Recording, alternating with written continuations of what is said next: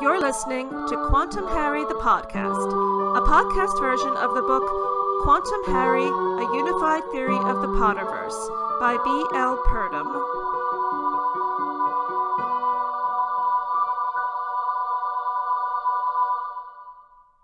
Episode 31, The Devil You Know. This is the beginning of a 2-episode arc about tarot imagery and symbolism in Harry Potter and the Philosopher's Stone.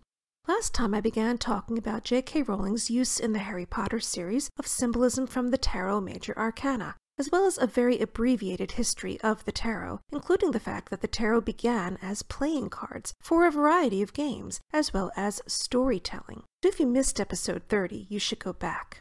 Anytime you want to listen or re-listen to any episode, just go to the Quantum Harry Twitter page @QHPodcast and click on the link in the pinned tweet to go to the Quantum Harry episode guide, which has links to all of the episodes in audio and video formats, plus links to blog posts related to some of the episodes.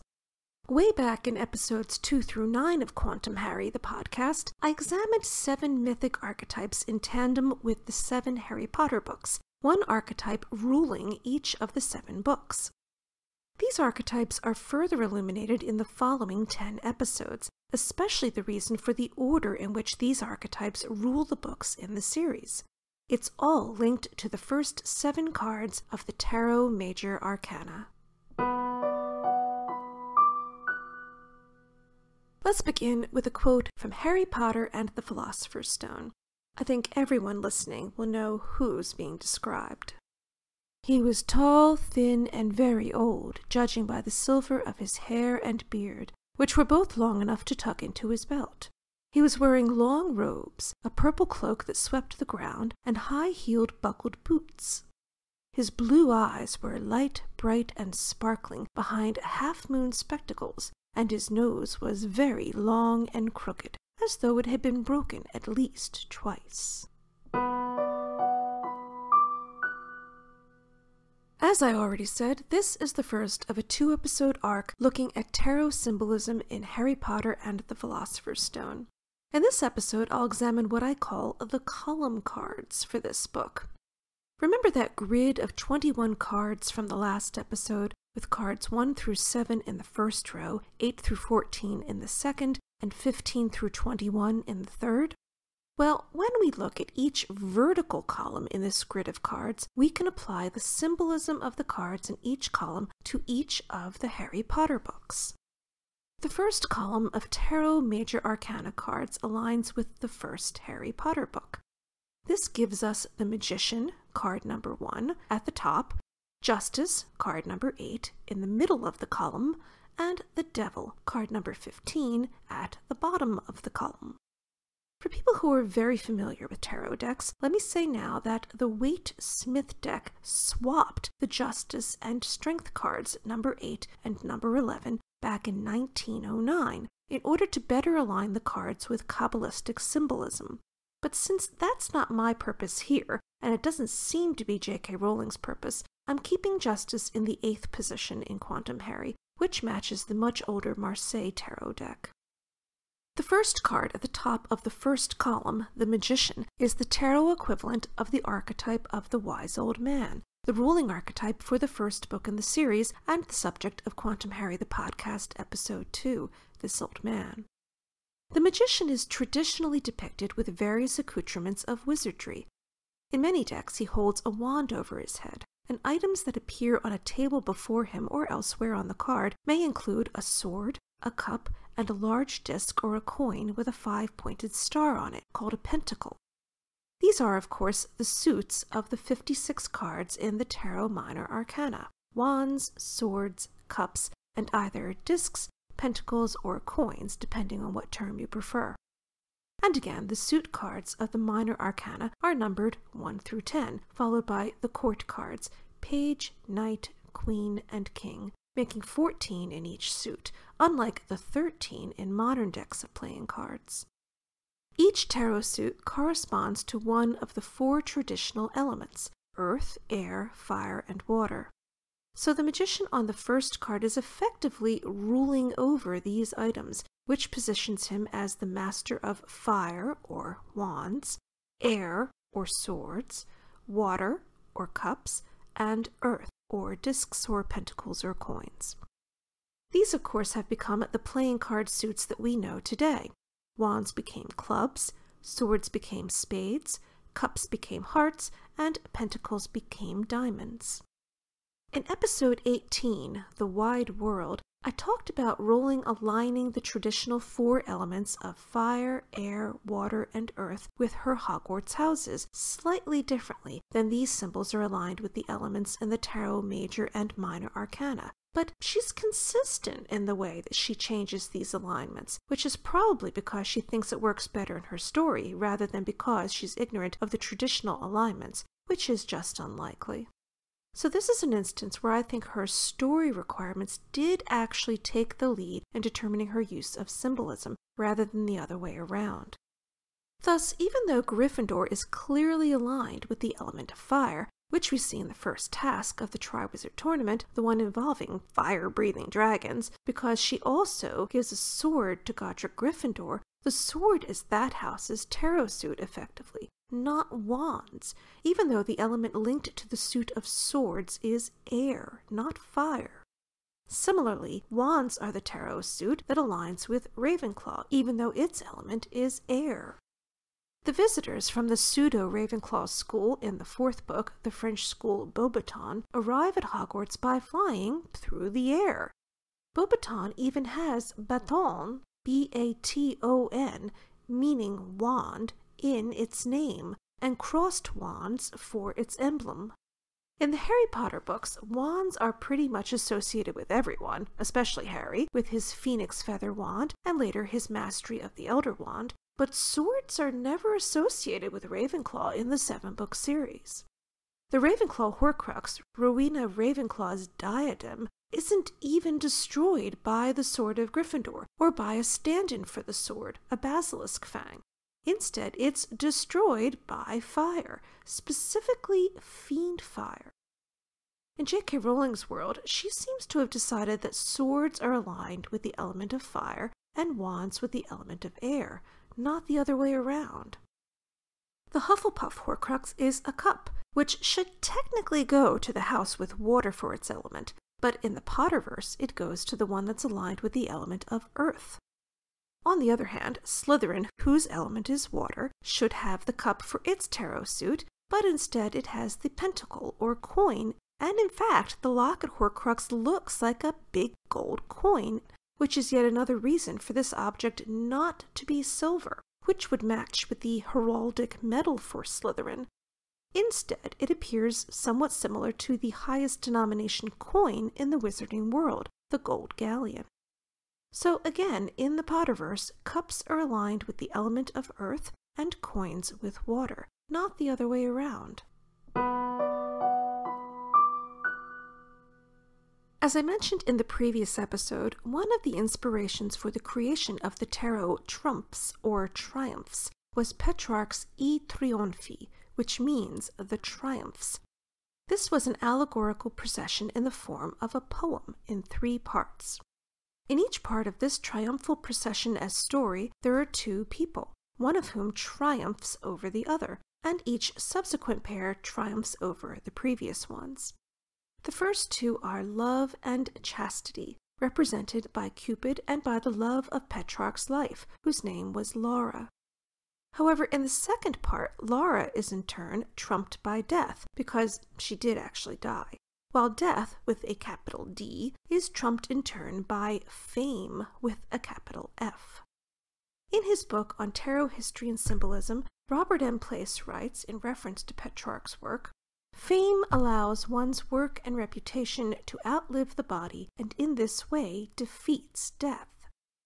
This philosophy might be the reason that, when Dumbledore is falling out of favor at the Ministry in Order of the Phoenix, Bill Weasley tells Harry, quote, "He doesn't care what they do as long as they don't take him off the chocolate frog cards."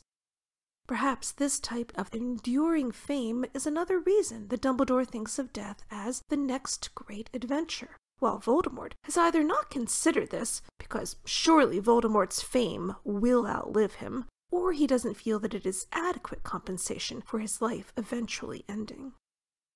At the other end of the spectrum is Voldemort, whose tarot archetype here and in much of the series is the 15th card, the Devil, which is at the bottom of the first column. The Devil is often shown with servants, male and female, who are enslaved to him, chained up and unable to exercise their will, which is consistent with Voldemort using the Imperius Curse to control people, though he also controls other wizards, whether his Death Eaters or not, with threats of violence. This contrasts with Dumbledore interacting respectfully with the teachers who work for him and the other members of the Order of the Phoenix, who are valued for their diversity, not their ability to follow orders, which is what Death Eaters are expected to do. Hogwarts students are equally respected by Dumbledore, who lays down rules but doesn't enforce them quite as stringently as Filch or Umbridge. After all, he gives an invisibility cloak to Harry when he's 11. At the end of the first book, Quirrell binds Harry with snake-like ropes, snakes being both Slytherin's emblem and a creature traditionally linked to the devil. In contrast, on the first card, the Ouroboros, the image of a snake eating its own tail, is the magician's belt, and this symbol is as morally neutral as an infinity sign. Quirrell calls Voldemort Master, which no one calls Dumbledore, even though he is the headmaster. Voldemort has servants, slaves even. Dumbledore has colleagues and comrades, despite his extreme magical prowess. In Jung and Tarot, An Archetypal Journey, Sally Nichols writes about the symbolism of the Devil card. According to Jung, any kind of psychic function that is split off from the whole and operates autonomously is devilish. Voldemort aspires to immortality and believes that any price is worth achieving this, even splitting his soul or condemning himself to a cursed half-life by drinking unicorn's blood. No other life is sacred to him, not even a loyal servant's. He murders Snape while still believing him to be loyal, merely because he thinks that this is necessary for him to gain mastery over the Elder Wand. He is, of course, wrong about this, as I talked about in episode 25, The Wand Game. The Devil card is linked to the element of earth, and therefore to graveyards and to the devil's mythic home, Hell. This card is also linked to Capricorn, Tom Riddle's astrological sign, and to ambition, which is a Slytherin characteristic. So at the top of the first column is Dumbledore as the magician, and it might as well be his famous wizard card. At the bottom is Voldemort, epitomized by the Devil card. In the middle is card number 8, Justice, an archetype that can be seen as Harry in the first book. The middle row of cards, 8 through 14, is often called the Realm of Equilibrium. It's a bridge between worlds, just as Harry, as an archetypal liminal being, is someone who bridges worlds, as I talked about in episodes 8 and 9. Harry is innately justice-minded throughout the series. He has an inner voice that knows when something is fair or not. Repeatedly, when he is caught doing something he knows is wrong, and he cannot defend his actions, he accepts punishment, especially if he respects the punisher, such as McGonagall. But he also accepts his detentions from Snape with no argument after cursing Draco in the bathroom in the 6th book. He balks at unfair or extreme punishments, usually from Umbridge, and also does this on others' behalf. This includes Hagrid, Sirius, Buckbeak, and Stan Shunpike. On many Justice cards, even ones that aren't numbered 8, which we can also see as a sideways infinity sign, a woman is depicted. She sometimes has wings, sometimes not, but she almost always carries a sword and a set of scales, though in some cases just the scales might appear on the card. The Justice card is linked to the element of air, hence the sword, and to the sign of Libra, hence the scales. Libra is also an air sign in the zodiac, just as Capricorn, which is linked to the Devil card, is an earth sign. So we can see the first column of cards presenting in symbolic form a fairly straightforward good and evil struggle, with Harry at the fulcrum of the seesaw. In the first book of the series, just as in the final book, he has access to great power, the Philosopher's Stone, that he doesn't pursue for himself. His goal is to protect others by keeping this power from someone who would abuse it, and the magic that Dumbledore uses to hide the stone in the Mirror of Erised is designed specifically to respond to Harry's selfless protective impulse. I mentioned in the last episode that each card in the Tarot Major Arcana has at least one other card that's linked to it if the numbers on both cards, or on a set of 3 cards in some cases, add up to the same number. The cards that are numerically linked to the first column card, the Magician, card number 1, are the Wheel of Fortune, card number 10, and the Sun, card number 19. Symbolism connected to the Wheel card is more prominent in the 3rd book, when it's the center column card for that book, and the same is true of the Sun card in the 5th book, when it's at the bottom of the 5th column. But in the 1st book, there are faint echoes of the symbolism on both of these cards. A major connection between the 1st and 10th cards is that each one has symbols that align with the elements of fire, earth, water, and air, which are connections to the 4 Hogwarts houses.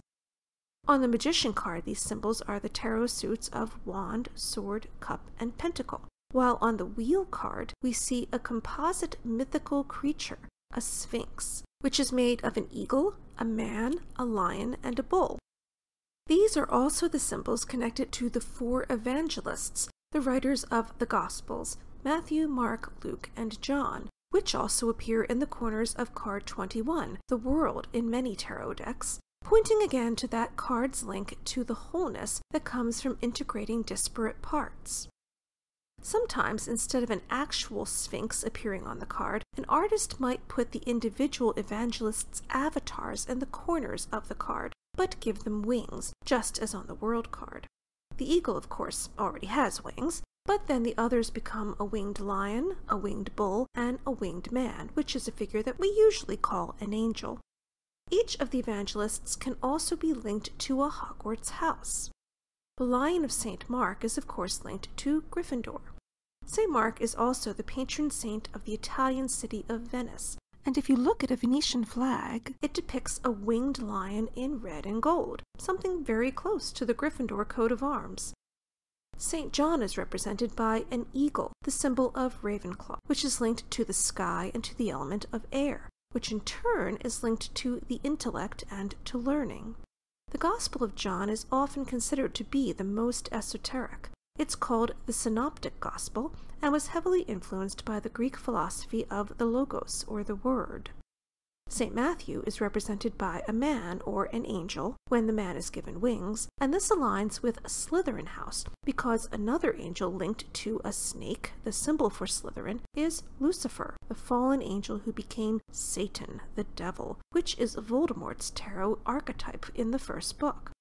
The Gospel of Matthew also begins with a genealogy for Jesus, which is likewise seen in Luke but not the other Gospels, and Slytherin the founder was very interested in bloodlines. In addition to this, snakes are associated with both poisons and medicines, hence the 2 entwined snakes on the caduceus, the symbol of the medical profession. And Severus Snape, the Slytherin potions master, creates potions that can kill or cure, reflecting the fact that in ancient Greek, the same word is used for poison and medicine. Finally, St. Luke is represented by a winged bull or ox, creatures usually linked with the earth. The astrological sign of Taurus, the bull, is an earth sign, which in turn links this with Hufflepuff.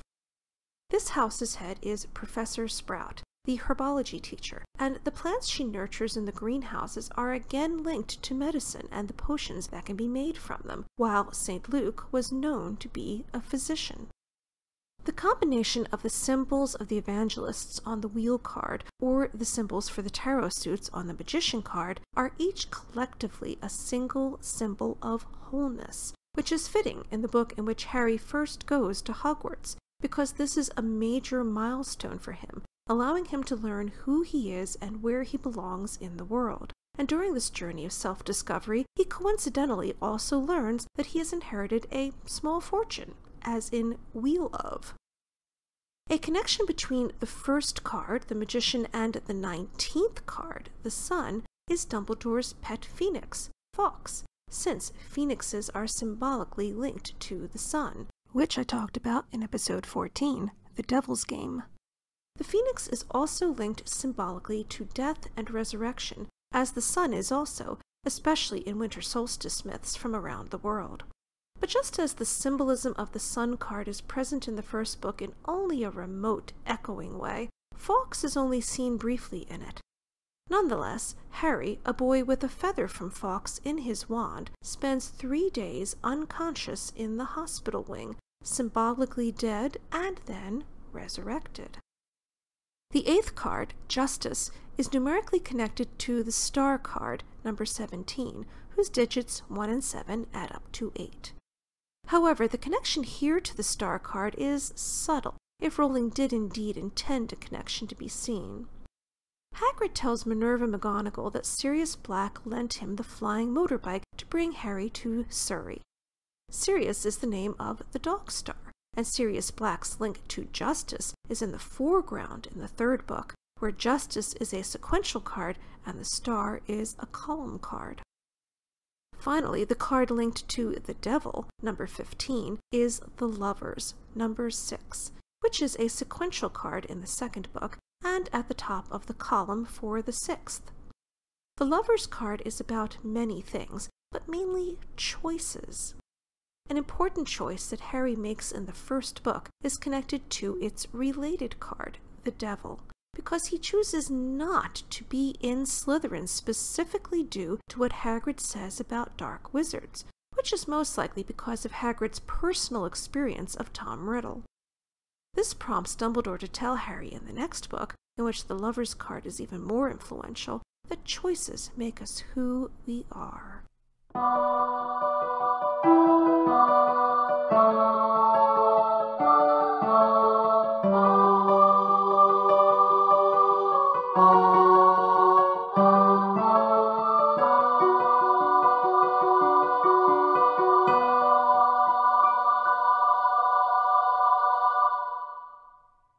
To return to the first 2 column cards, the balance and symmetry represented by the Magician with its infinity sign and tarot card suits, and the Justice card with its scales and its number 8 are seen in the structure of the first book, which is highly symmetrical. Each obstacle to the Philosopher's Stone aligns with a book in the series, as I talked about in episodes 10 through 29. But in addition to this, something related to each obstacle is introduced in reverse order in the plot of the first book. The Mirror of Erised is the 7th obstacle to the stone for Quirrell/Voldemort, but Quirrell/Voldemort is the final obstacle for Harry to protect the stone, and Quirrell and Voldemort are each mentioned at the beginning of the story in reverse order. We learn very early that Voldemort has killed Harry's parents. Wizards rejoice over the disappearance of you-know-who, and Dumbledore and McGonagall discuss Voldemort killing the Potters but not being able to kill Harry. Then Harry meets Quirrell at the Leaky Cauldron. In the chamber with the mirror, Harry sees Quirrell, then Voldemort, when Quirrell removes his turban. His 2 faces, like the god Janus, also point to this book's symmetry, which can be linked to the Magician card, and by association to the Wheel and Sun cards, and to the balanced scales of justice. Before Harry encounters Quirrell and Voldemort on the way to the stone, there is the potions riddle, and earlier in the first book, the next significant person who Harry meets is Severus Snape, in the chapter called The Potions Master.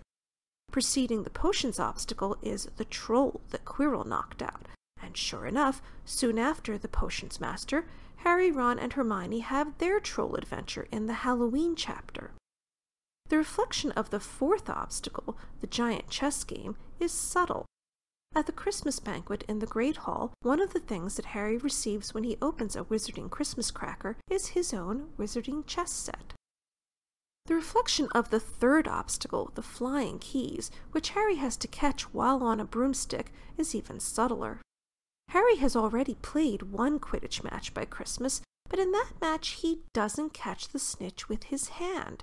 He does that for the first time in his second match, played after Christmas against Hufflepuff.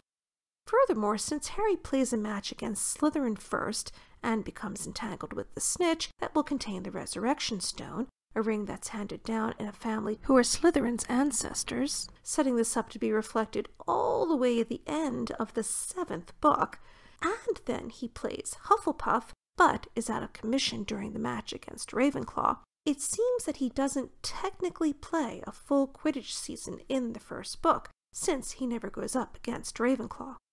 However, as I talked about in episode 16, The Seeker, in this book he plays a metaphorical match against Ravenclaw, since the flying keys are the obstacle that Professor Flitwick created, and Flitwick is head of Ravenclaw House.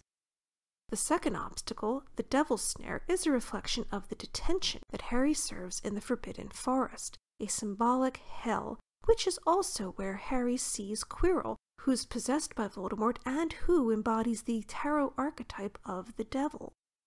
Finally, after the detention in the forest, Harry learns about how to overcome the first obstacle, Fluffy the three-headed dog, when he asks Hagrid about where he got the dragon egg that became Norbert. So, one by one, we get elements that appear in reverse order as the obstacles to the Philosopher's Stone: Voldemort/Quirrell, the Potions Master, a troll, a chess set, Harry catching a snitch with his hand instead of in his mouth, harrowing the metaphorical hell of the forest and seeing an incarnation of the devil, and Harry learning how to subdue a three-headed hellhound. One by one, Harry gets past each obstacle: Fluffy, Devil's Snare, the flying keys, the chess game, the troll, the potions riddle, and Quirrell/Voldemort. And this symmetry is reflected in the first column of cards in the Tarot Major Arcana, the column cards linked to the first book in the series, Harry Potter and the Philosopher's Stone. You've been listening to Quantum Harry the Podcast, a podcast version of the book Quantum Harry, A Unified Theory of the Potterverse by B.L. Purdom.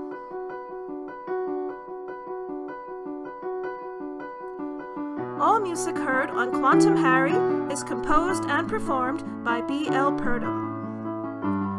Whether you are streaming on iTunes, Stitcher, CastBox, or another podcatcher, please leave a rating and/or a comment and share episodes of Quantum Harry with your friends.